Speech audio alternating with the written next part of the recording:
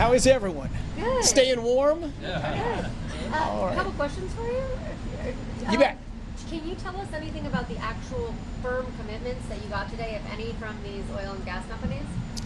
Tremendous interest. Remember that the United States moves in Venezuela were less than a week ago.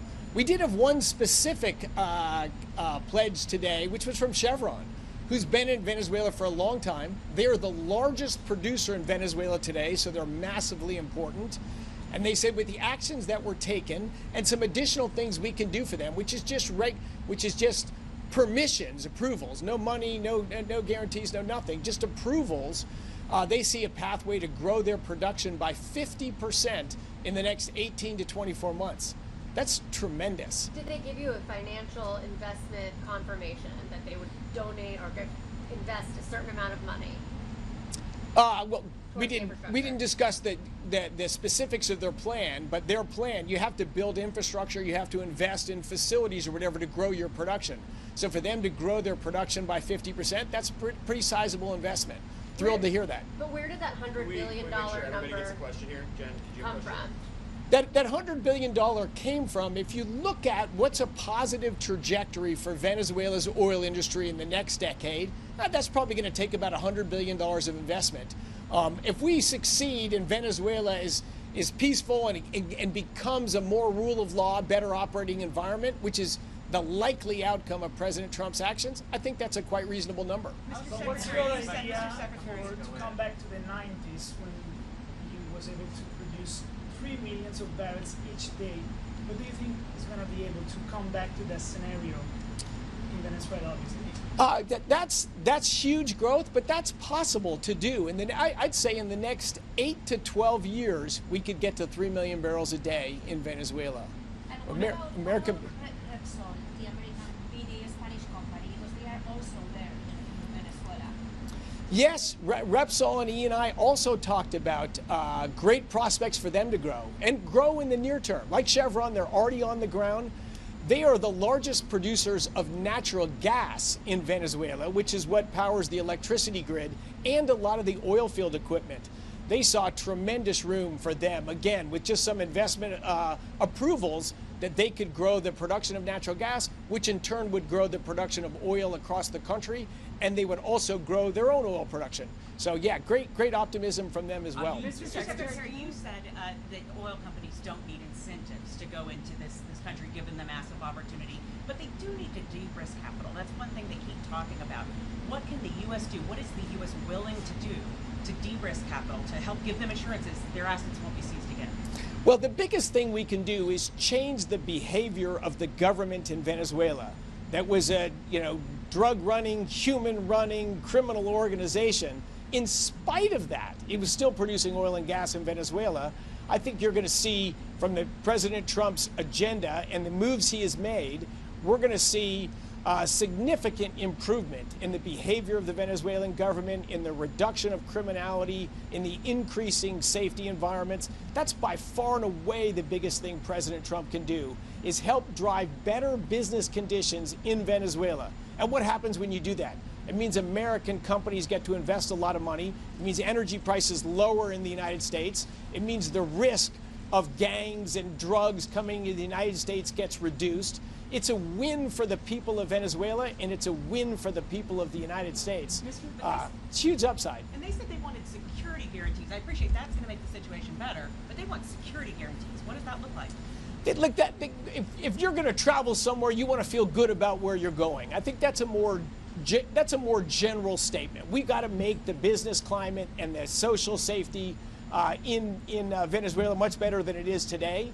But I think with President Trump's bold leadership and bold action for what he's done, that's the trajectory. Can we follow up on that question? I went last year to Lawrence Livermore Lab out in California and saw how the scientists there are doing all these experiments to make sure that the United States does not do explosive nuclear testing and maintains the nuclear arsenal using science instead. Is the U.S. still going to go back to doing this kind of explosive nuclear testing? When is that going to happen? That's an ongoing dialogue. What President Trump's commitment there is that we need to maintain a significant advantage. Our nuclear arsenal has to be meaningfully better than all of our foes in the world. That's his passion. How to do that? You saw Livermore ways to do that. No, there's no specific plan in how we're going to do that. You're right, with technology and simulation, we can test all of the nuclear weapon except for the radioactive part of it and have very good quality control over where we are.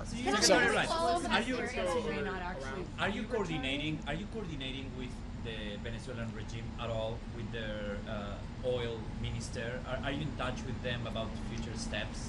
I am. And how is that collaboration? How would you... Actually, it's been fantastic.